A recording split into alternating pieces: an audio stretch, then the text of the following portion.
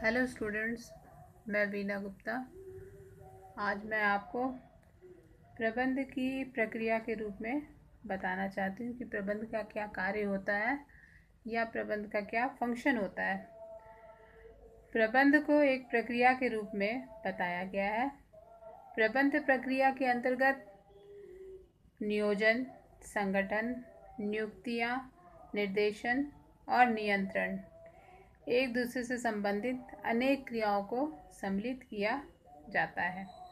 इस क्रिया को ही प्रबंध के कार्यों या प्रबंध के तत्व के रूप में जाना जाता है। प्रबंध के कार्यों को, जैसा अभी हम लोग बात कर रहे थे, प्रबंध के कार्यों को 5 भागों में बांटा गया है, जिसमें सबसे पहला है प्लानिंग, दूसरा है ऑर्गेनाइजिंग, तीसरा है स्टाफिंग, चौथा है डायरेक्टिंग और पांचवा है कंट्रोलिंग। नियोजन क्या होता है या प्लानिंग किसको कहते हैं? प्लानिंग का मतलब होता है it refers to thinking beforehand. इसका अभिप्राय कुछ करने से पहले योजना है।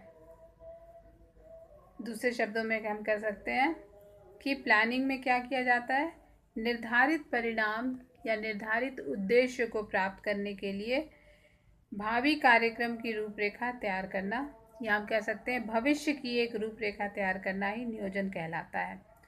Planning is the determination of the future course of action to achieve the desired result.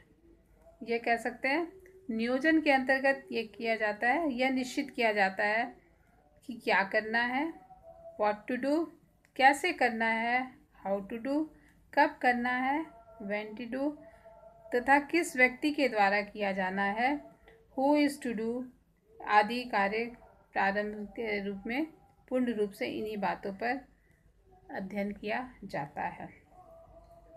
नियोजन एक लंबी प्रक्रिया होती है, जिसे पूरा करने के लिए कुछ स्टेप्स होते हैं या कह सकते हैं कुछ कदम उठाए जाते हैं। सबसे पहले नियोजन में किया जाता है सेटिंग ऑब्जेक्टिव, उद्देश्य निर्धारित करना।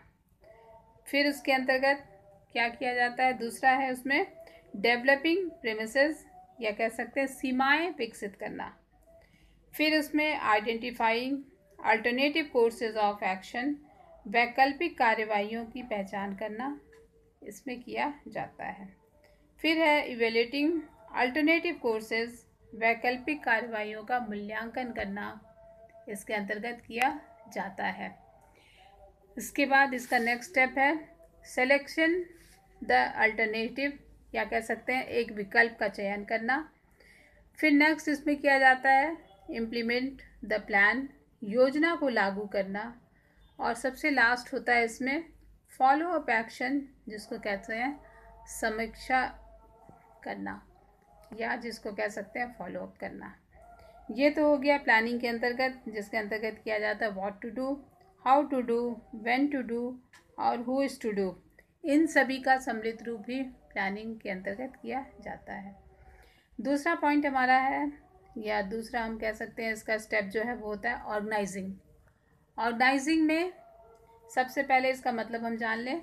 ऑर्गेनाइजिंग का मतलब होता है सामूहिक उद्देश्यों को प्राप्त करने के लिए विभिन्न अंगों का मैत्रीपूर्ण समायोजन करना, यानी कि it refers to the harmonious adjustment of various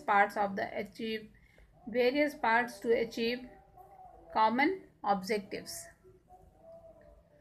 प्रबंध के प्रथम कार्य जो होता है वो होता है नियोजन की कार्य रूप को कैसे किया जाए, भूमिका में कैसे लाया जाए। तो उसका एक स्ट्रक्चर तैयार किया जाता है जिसे हम ऑर्गेनाइजिंग कह सकते हैं। इसके अंतर्गत संपूर्ण कार्य को विभिन्न छोटे छोटे कार्यों में बांटा जाता है और उन कार्यों को विशेष पदों से जोड़ा जाता है, जिसे हम ये कह सकते हैं कि इसमें कार्य को विभिन्न पदों का विभाग के रूप में एकीकृत करना, विभिन्न पदों पर नियुक्ति होने से कर्मचारियों और अधिकारियों का दायित्व स्पष्ट करना और विभिन्न पदों कर्मचारियों के संबंध में एक स्पष्ट व्याख्या किया जाता है। ऑर्गेनाइजिंग के अंतर्गत कुछ कदम उठाए जाते हैं या कह सकते हैं कुछ स्टेप होते हैं।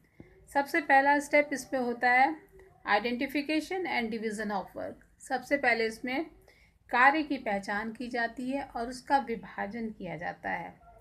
फिर इसमें है डिपार्टमेंटलाइजेशन यानी विभागीकरण। कार्यों को विभिन्न विभागों के अंतर्गत बांटा जाता है या विभागीकृत किया जाता है।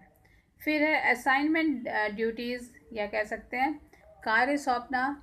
जो विभिन्न विभाग होते हैं उसके अंतर्गत सभी कर्मचारियों को कार्य सौंपा जाता है। फिर नेक्स्ट है स्टेबलाइजिंग द रिपोर्टिंग रिलेशन या कह सकते हैं सूचनाएं प्रेषित करना और संबंध स्थापित करना। सभी विभागों में एक सूचना प्रेषित की जाती है या भेजी जाती है और उन्हें में एक रिलेशन बनाए रखना। नेक्स्ट थर्ड पॉइंट हमारा आता है जिसे कह सकते हैं स्टाफिंग। स्टाफिंग का मतलब क्या होता है, सबसे पहले हम ये जान लें। स्टाफिंग का मतलब होता है it refers to filling and keeping filled the post with people. इसका मतलब है कि पदों को लोगों से भरना और उन्हें भरे रहने देना। यानी कि नियोजन द्वारा विचारों को लिखित रूप में व्यक्त किया जाता है और संगठन इन विचारों को वास्तविकता रूप में लाने के लिए उद्देश्य को विभिन्न पदों के रूप में एक स्ट्रक्चर तैयार करता है और उसके अंतर्गत नियुक्तिकरण की जाती है जिसमें इन पदों को व्यक्तियों द्वारा भरा जाता है ताकि कार्यों का जो निष्पादन हो या कार्य जो हो वो सही ढंग से किया जा सके, वो इसके अंतर्गत किया जाता है।